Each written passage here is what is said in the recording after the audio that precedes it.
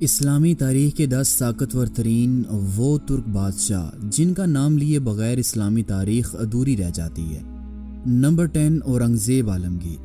اورنگزیب عالمگیر جن کا اصل نام محی الدین محمد تھا، آپ مغلیہ سلطنت کے چھٹے ترک بادشاہ تھے جن کا دور حکومت 1658 سے 1707 عیسوی تک کا تھا۔ مغل بادشاہوں میں اورنگزیب عالمگیر وہ پہلے بادشاہ ہیں جنہوں نے قرآن حفظ کیا تھا۔ ایام جوانی میں ہی اورنگزیب عالمگیر نے اپنے بیمار باپ شاہ جہاں سے حکومت چھین لی اور اپنے باپ شاہ جہاں کو قید کر دیا۔ اورنگزیب عالمگیر نے بادشاہ بنتے ہی اسلامی شریعت کا نفاذ کیا اور شراب، ناچ گانا اور غیر شرعی رسموں پر پابندی لگا دی۔ پھر اورنگزیب عالمگیر نے ابھرتی ہوئی مرہٹہ سلطنت کے خلاف کامیاب فوج کشی کی جس میں انہیں فتح حاصل ہوئی۔ اورنگزیب عالمگیر 3 مارچ 1707 عیسوی کو 90 سال کی عمر میں فوت ہوئے۔ نمبر 9، شاہ عباس اول۔ شاہ عباس اول جو صفوی سلطنت کے سب سے عظیم ترک بادشاہ تھے اور جن کا دور حکومت خاندان صفویہ کا عہد زریں کہلاتا ہے۔ آپ 17 جنوری 1571 عیسوی کو ہرات میں پیدا ہوئے۔ چالدیران کی جنگ میں جب سے شاہ اسماعیل صفوی کو عثمانیوں کے ہاتھوں شکست ہوئی تھی، تب سے صفوی سلطنت زوال کا شکار ہوتی چلی آ رہی تھی، لیکن شاہ عباس اول کے اقتدار میں آتے ساتھ ہی انہوں نے فوج میں اصلاحات کی، بغاوتوں کو کچل ڈالا اور صفوی فوج کو ینیچری فوج کی طرز پر شاہ سورن فوج کی بنیاد رکھی۔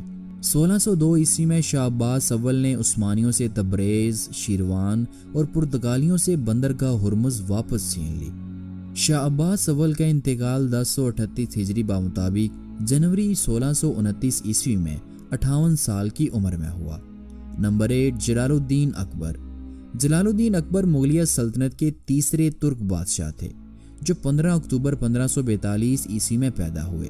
یہ وہ دور تھا جب سوری خاندان کے پٹھان حکمران شیر شاہ سوری نے اکبر کے والد ہمایوں سے سلطنت چھین لی تھی۔ جلال الدین اکبر نے تخت نشین ہونے کے بعد 50 سال حکومت کی۔ اس نے اس دوران تمام بغاوتوں کو کچل ڈالا اور بہت سی جنگوں میں دشمنوں کو شکست دیتے ہوئے زوال پذیر مغلیہ سلطنت کو عروج پر پہنچا دیا۔ لیکن ہندوؤں کو راضی کرنے کے لیے اس نے جو دین الہی کے نام سے ایک نیا دین نکالا، اس نے اس کی ساکھ کو خاک میں ملا دیا۔ جلال الدین اکبر کا انتقال 13 اکتوبر 1605 عیسوی کو ہوا۔ نمبر 7، سلطان محمود غزنوی۔ سلطان محمود غزنوی جو کہ غزنوی سلطنت کے پہلے ترک حکمران تھے۔ غزنوی سلطنت اسلامی تاریخ کی ایک عظیم الشان سلطنت تھی جس کی سرحدیں شمال مغربی ایران سے لے کر برِ صغیر میں پنجاب تک، ماوراء نہر میں خوارزم اور مکران تک پھیلی ہوئی تھی۔ سلطان محمود غزنوی ہی وہ پہلے مسلمان حکمران ہیں جنہوں نے سب سے پہلے سلطان کا لقب اختیار کیا تھا۔ سلطان محمود غزنوی نے اپنے والد کی وفات کے بعد 998 عیسوی میں تخت سنبھالا۔ اس سے اگلے سال عباسی خلیفہ نے انہیں یمین الدولہ کا خطاب عطا کیا۔ سلطان محمود غزنوی کا سب سے مشہور کارنامہ ہندوستان پر 17 حملے تھے۔ ان 17 حملوں میں سے سلطان محمود غزنوی کا سب سے مشہور آخری حملہ تھا جہاں انہوں نے ہندوؤں کی طاقت کو کچلتے ہوئے سومناتھ کا مندر توڑ ڈالا تھا۔ 1027 عیسوی میں ہندوؤں کو ایک اور جنگ میں شکست دینے کے بعد سلطان محمود غزنوی بیمار رہنے لگے، یہاں تک کہ 1030 عیسوی میں 59 سال کی عمر میں ان کی وفات ہو گئی۔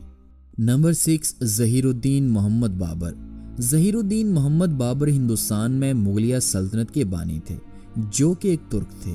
اپنے والد عمر شیخ مرزا کی وفات کے بعد جب بابر نے حکومت سنبھالی تو انہیں شدید مخالفت اور بغاوتوں کا سامنا کرنا پڑا جس میں بابر ناکام ہوئے اور انہوں نے قسمت آزمائی کے لیے ہندوستان کا رخ کیا جہاں لودھی سلطنت کے حکمران ابراہیم لودھی کی حکومت قائم تھی۔ 21 اپریل 1526 عیسوی میں ظہیر الدین بابر اور ابراہیم لودھی کے درمیان پانی پت کی پہلی جنگ ہوئی جس میں کم تعداد میں ہونے کے باوجود ظہیر الدین بابر نے کمال مہارت سے ابراہیم لودھی کو شکست دی اور ہندوستان میں مغلیہ سلطنت کی بنیاد رکھی جو اگلے کم و پیش 400 سالوں تک برصغیر پر حکومت کرتی رہی۔ ظہیر الدین بابر کی وفات 1530 عیسوی میں ہوئی تھی۔ نمبر 5، سلطان ملک شاہ۔ سلطان ملک شاہ سلجوقی سلطنت کے دوسرے ترک سلطان تھے جن کا دور حکومت 1072 سے 1092 عیسوی تک رہا۔ سلطان ملک شاہ اپنے والد الپ ارسلان کی شہادت کے بعد تخت نشین ہوئے تھے۔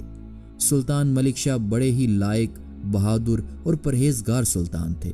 ان کا دور علمی ترقی، سیاسی عروج، دینی عظمت کے لحاظ سے بہت اہم ہے۔ سلطان ملک شاہ نے دمشق اور شام کو فتح کرنے کے علاوہ بہت سے اہم قلعے عیسائیوں سے چھین لیے تھے۔ سلطان ملک شاہ سلجوقی کا دور ہر اعتبار سے سنہری دور تھا، لیکن 1092 عیسوی میں ان کی وفات کے بعد سلجوقی سلطنت مختلف حصوں میں تقسیم ہو گئی اور 1096 عیسوی میں سلجوقیوں کی آپس میں جنگوں کا فائدہ اٹھاتے ہوئے عیسائیوں نے پہلی صلیبی جنگ کا آغاز کیا اور بیت المقدس مسلمانوں سے چھین لیا گیا۔ نمبر 4، عثمان غازی۔ عثمان غازی سلطنت عثمانیہ کے بانی اور اس سلطنت کے پہلے ترک حکمران تھے، جنہوں نے آخری سلاج کے روم پر منگولوں کے قبضے کے بعد سلطنت عثمانیہ کی بنیاد رکھی تھی۔ عثمان غازی نے جب خود مختاری کا اعلان کیا تو انہیں بہت سی مشکلات کا سامنا کرنا پڑا۔ یہ عثمان غازی ہی تھے کہ جنہوں نے بیک وقت منگولوں اور صلیبیوں سے جنگیں جاری رکھیں اور تمام ترک قبائل کو اپنے جھنڈے تلے جمع کیا۔ عثمان غازی نے عیسائیوں سے متعدد قلعے چھینے اور بورسا شہر کو فتح کرنے کے بعد عثمان غازی نے اسے عثمانی سلطنت کا پایہ تخت بنایا۔ عثمان غازی کی وفات 1326 عیسوی میں ہوئی۔ نمبر 3، سلطان محمد فاتح۔ سلطان محمد ثانی، جو سلطان محمد فاتح کے نام سے مسلمانوں میں مشہور ہیں، آپ سلطنت عثمانیہ کے 7ویں ترک سلطان تھے۔ سلطان محمد فاتح پہلے عثمانی سلطان ہیں جنہیں 2 بار تخت پر بٹھایا گیا۔ آپ کا سب سے بڑا کارنامہ 21 سال کی عمر میں بازنطینی سلطنت کا خاتمہ کرنا تھا، جس کے بعد انہوں نے ہزاروں سالوں سے قائم ناقابل تسخیر شہر قسطنطنیہ کو فتح کر کے سلطنت عثمانیہ کا دارالحکومت بنایا تھا۔ قسطنطنیہ کی فتح کے بعد سلطان محمد فاتح نے ایشیا اور یورپ میں فتوحات کا سلسلہ شروع کیا، جس میں انہیں کسی حد تک کامیابی حاصل ہوئی، جبکہ اوٹرانٹو کی فتح کے بعد پوپ نے سلطان سے یہ شہر واپس چھین لیا اور سلطان کو جان ہونیارڈے سے بھی چند ایک جنگوں میں شکست کا سامنا کرنا پڑا۔ لیکن ان سب کے باوجود سلطان محمد فاتح ایک بہادر، قابل اور دور اندیش سلطان تھے۔ سلطان محمد فاتح 3 مئی 1481 عیسوی کو انتقال کر گئے۔ نمبر 2، امیر تیمور۔ امیر تیمور، جو کہ تیمور لنگ کے نام سے مشہور تھا، ایک ترک فاتح تھا جو کہ تیموری سلطنت کا بانی اور تاریخ کا ایک عظیم جنگجو حکمران تھا۔ امیر تیمور بچپن ہی سے بلا کا ذہین اور ناقابل یقین صلاحیتوں کا مالک تھا۔ امیر تیمور سمرقند کے ایک ترک قبیلے برلاس میں پیدا ہوا تھا۔ جب امیر تیمور نے جوانی میں قدم رکھا تو اس وقت چغتائی سلطنت زوال کا شکار ہو چکی تھی۔ امیر تیمور نے خانہ جنگی سے فائدہ اٹھاتے ہوئے آس پاس کے علاقوں پر قبضہ کر لیا اور پھر دیکھتے ہی دیکھتے اس کی فتوحات کا دائرہ کاشغر اور خوارزم تک جا پہنچا۔ امیر تیمور نے اپنی زندگی میں 2 بڑی جنگیں لڑیں۔ ان میں سے ایک عثمانیوں کے ساتھ جولائی 1402 عیسوی میں انقرہ کی جنگ تھی، جس میں امیر تیمور نے عثمانیوں کو شکست دیتے ہوئے سلطان بایزید جلدرم کو قید کر لیا تھا، اور اس کا دوسرا بڑا اور خطرناک حملہ دہلی سلطنت پہ تھا، جہاں امیر تیمور نے 1398 عیسوی میں دہلی شہر پر حملہ کر کے لاکھوں بے گناہ مسلمانوں اور ہندوؤں کا قتل عام کیا۔ امیر تیمور کی وفات 18 فروری 1405 عیسوی کو ہوئی۔ نمبر 1، سلطان سلیمان القانونی۔ سلطان سلیمان، جنہیں تاریخ سلیمان اعظم اور سلیمان القانونی کے نام سے یاد کرتی ہے، آپ سلطنت عثمانیہ کے 10ویں طاقتور ترین ترک سلطان تھے۔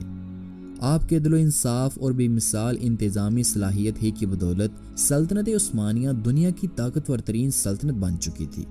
آپ کا دور سلطنت عثمانیہ کے عروج کا دور تھا، جو آپ کے ساتھ ہی ختم ہو گیا اور پھر کبھی بھی سلطنت کی سرحدوں میں اضافہ نہ ہو سکا، بلکہ بعد کے عثمانی سلاطین عثمانی سلطنت کے کئی ایک حصے دشمنوں کے ہاتھوں گنوا بیٹھے۔ 1565 عیسوی میں آسٹریا کے ساتھ جنگ چھڑ گئی۔ اس دوران سلطان بیمار تھے، لیکن پھر بھی وہ جنگ میں شامل ہوئے۔ اس جنگ کے دوران ہی 6 ستمبر 1566 عیسوی کو سلطان سلیمان کا انتقال ہو گیا۔ دوستو، یہ تھے طاقتور ترین ترک سلطان۔